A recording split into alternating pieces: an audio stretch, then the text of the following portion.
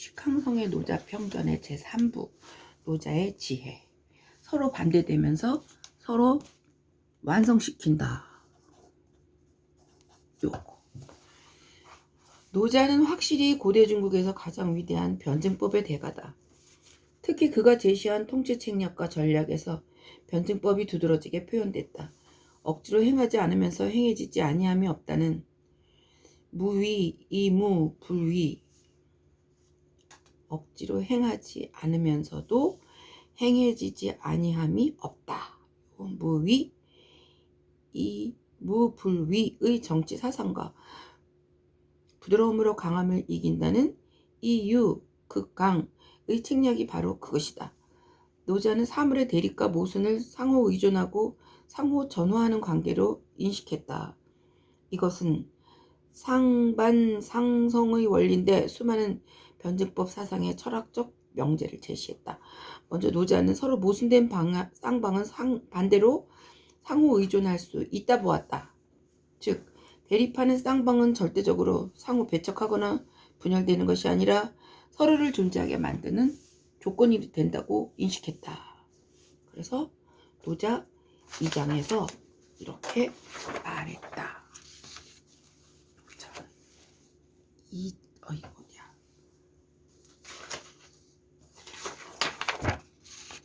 노자 2장에서 세상의 모든 사람들이 아름다운 것으로 인식하는 것은 추함이 존재하기 때문이다. 착한 것을 착하다고 인식하는 것은 착하지 않은 것이 존재하기 때문이다. 그러므로 유화무는 서로를 낳고 어려움과 쉬움도 서로를 성립시켜주고 긴 것과 짧은 것도 서로를 이루어주고 높은 것과 낮은 것도 서로를 포함하며 노래와 소리도 서로 조화를 이루고 그리고 앞과 뒤도 서로 따른다. 그리고 노자 39장에서는 이렇게 말했다.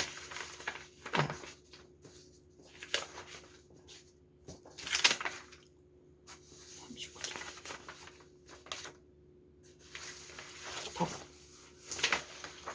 덕경 학교목이 속에 들어가 있나 보다. 39장에서는 이렇게 말했다.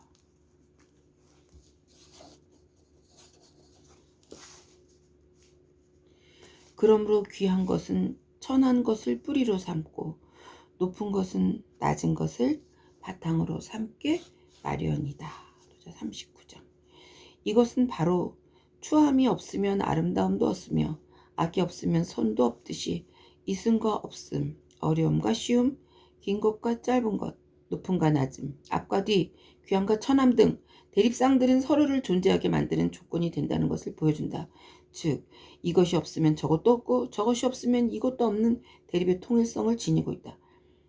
노자는 한 걸음 더 나아가 모순되는 쌍방이 서로에게 작용을 미친다는 점을 인식하여 각기 그 대립면의 존재를 전제 조건으로 간주했다. 노자 제11장에서 30개의 바퀴살이 하나의 바퀴통에 다 같이 꽂혀 있으나 바퀴통의 한복판에 있는 빈 공간이 바로 수레를 작동시키는 요인이다. 흙을 이겨서 그릇을 만들지만 그릇 가운데 있는 텅 빈 공간이 바로 그릇을 쓸모있게 만드는 곳이다.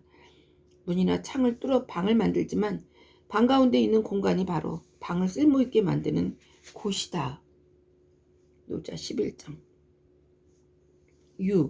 즉 수레와 그릇, 방처럼 사물의 실체에 해당하는 부분이 자신의 작용을 발휘할 수 있는 것은 즉 사물의 공간이 존재하기 때문이다. 그래서 노자는 유는 이익이 되고 무는 쓰임이 된다고 했다. 유의 작용은 무에 의지해서 발휘되는데 만약에 무가 없으면 유의 작용도 있을 수 없다. 대립면의 통일성 원리가 바로 여기 있다. 노자는 대립되는 쌍방이 서로 의존하는 관계에 있다는 사상에 대해 도덕적 품성면에서 착한 사람과 착하지 않은 사람의 관계를 본보기로 들며 설명하고 있다.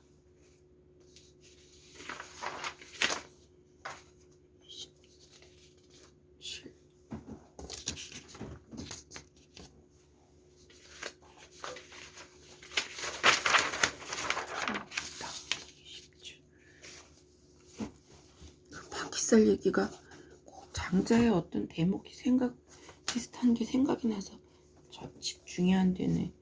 노자 27.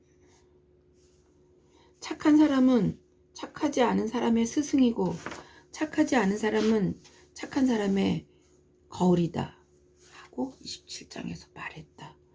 착한 사람과 착하지 않은 사람은 본래 서로 대립되고 배척하는 다른 부류의 사람이다.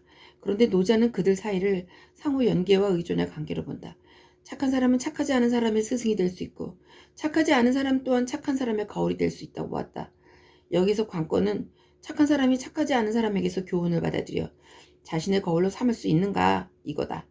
이것은 매우 심오한 변증법 사상으로 2000년 전 고대에 이런 사상을 제기했다는 것은 대단한 일이다.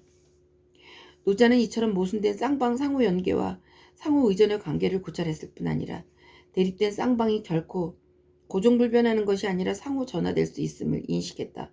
그래서 노자는 반대로 순환하여 되돌아오는 것이 도의 움직임이다. 반자도치동이라고 주장했다. 상반된 방향으로 전화하는 것은 도의 운동으로 나타난 결과이며 우주의 법칙이라는 것이다. 그래서 노자는 다음과 같이 말했다.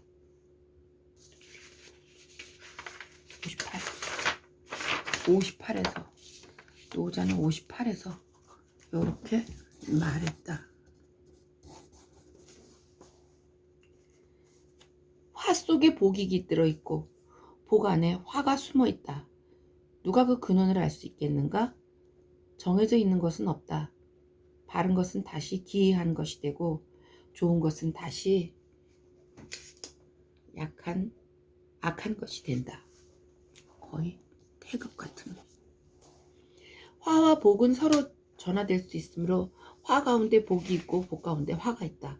그러므로 화는 복으로 바뀔 수 있고 복은 화로 변할 수 있다. 이 대립되는 쌍방은 서로 전화될 수 있다. 그런데 노자는 여기에서 전화 조건에 대해서는 말하지 않았다.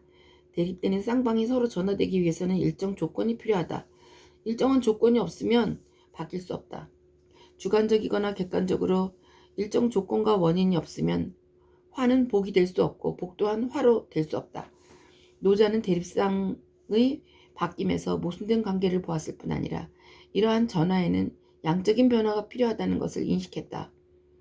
바로 조그만 변화가 점차 누적돼야 비로소 바뀔 수 있다고 본 것이다. 때문에 바뀐다는 것은 한 번에 일어날 수 있는 것이 아니다. 질적인 변화는 양적인 변화의 필연성을 마련하고 양적인 변화가 질적인 변화를 일으키게 된다. 노자는 양적 변화가 질적 변화를 일으킨다는 법칙을 인식하여 이렇게 말했다. 64장에서 이렇게 말했다.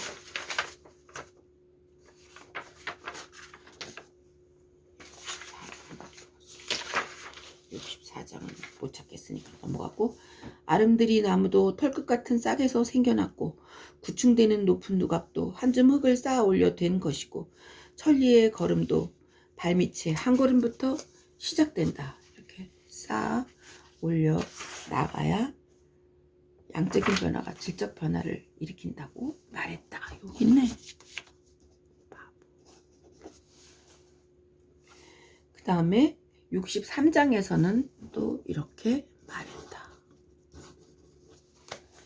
어려운 일은 쉬운 데서부터 풀어야 하고 큰 일은 사소한 데서부터 치르도록 해야 한다. 세상에 어려운 일도 반드시 쉬운 데서 일어나고 세상에 큰 일도 반드시 작은 데서부터 일어난다. 큰 일을 하려면 작은 일부터 시작해야 한다. 거대한 수목은 신락 같은 싹에서 생겨났고 구충 누각도 한 광줄이 흙이 쌓여 만들어진다.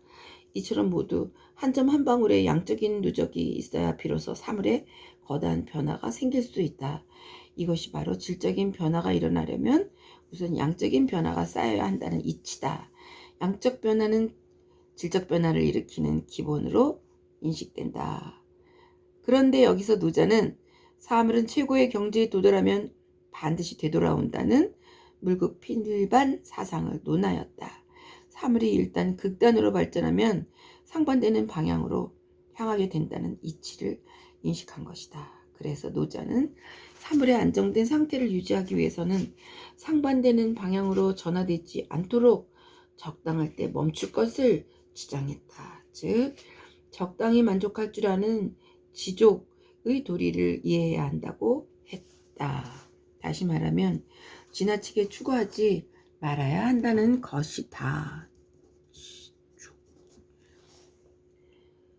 지나치게 추구하면 극단으로 나아가 도리어 원하는 바와 반대가 될 수 있기 때문이다. 가지가 서로 반대되면서 서로 완성시킨다.